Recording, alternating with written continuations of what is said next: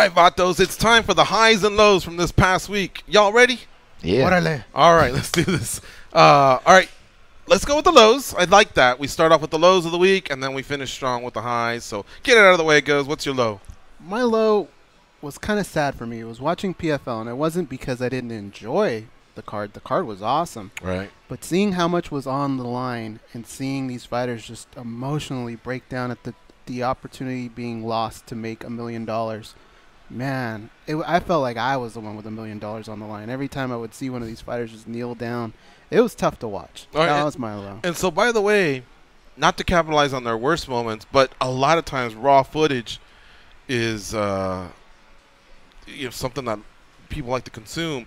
Do you think even backstage, where by then they're really breaking down, you'd want to see that in somebody's personal vlog as part of their recovery for in a year or two when they go up? Personal, yeah. Something like that, maybe? But I've never been a fan of the immediate reaction. I feel like the fighter should be awarded at least a little bit of time to just be themselves. Right. And I know this is highs and lows, and I don't mean to hijack, but like in the World Series or in the Super Bowl, there'll always be one guy going, hey, we're outside the losers' locker room, and the coach will come out, and he's in a solemn state of mind. But there's something to it, and fans appreciate it. So I'm with you, man. That was something else to see. Again, we're saying lives are changing, but some people are coming within that, and they're coming up short. I'm going to stick with the same theme. We lost at UFC 230, Luke Rockhold versus Chris Weidman. Chris Weidman, 2 years ago, those guys were coming at each other a lot when they're having their little sit-downs. But a lot of respect. Chris Weidman said, I'm going to pray for Luke Rockhold. But the run Luke Rockhold has had with the injuries, man, the shin gash, remember that one? Even when he won his world title over Chris Weidman, he wasn't 100%. He just has not been able to stay healthy. And he's actually one of my favorite fighters to watch. But we just haven't seen, like, consecutive years, 3 times, 3 fights in 1 year, consecutive years, a total of 6 fights or anything like that. I'd love to see another run from that guy. So I hope he gets healthy soon. So, yeah, that was my low. It's just seeing that that news break. That fight's off now. So Weidman does have Jacare, though. How about you, Dan Tom? It was kind of a bum out to see, the Khabib-Conor talk take a lot of evolutions post-fight. Mainly the Mayweather and Khabib talk, rather than talking about Khabib being a dominant lightweight.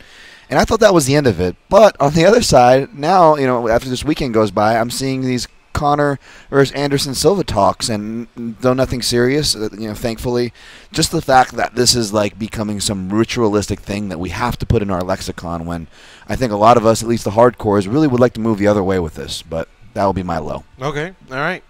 How about the highs now? Let's go back to Goes. Finish strong, Goes. Give us a good high. I'll piggyback off of what you're saying. Yeah, it sucked we lost Luke Rockhold, but how about just having a division where you could plug in a great fighter like Jacare Souza into the equation?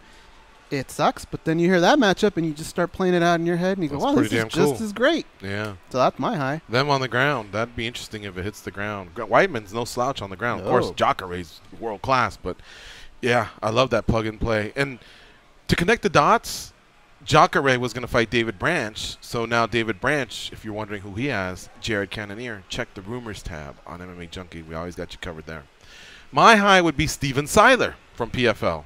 This is a kid who shared on our show, actually, about the different times that his family asked him to retire because things weren't going well. He was 5-7 at one point, and then he said he had a real low coming out of getting cut from the UFC and then losing his first fight after that at Titan.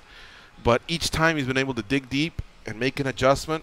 This time he got out of his comfort zone in Utah. He's with Factory X in Colorado, and he's been on quite a run. He had a great regular season, and he backed it up in the playoffs. He'll be fighting Lance Palmer for the featherweight title, and again, $1 million at PFL 11 on December 31st. So I love stories like that. He never gave up on himself, and now he may be able to change his family's life. How about you, Dan Tom?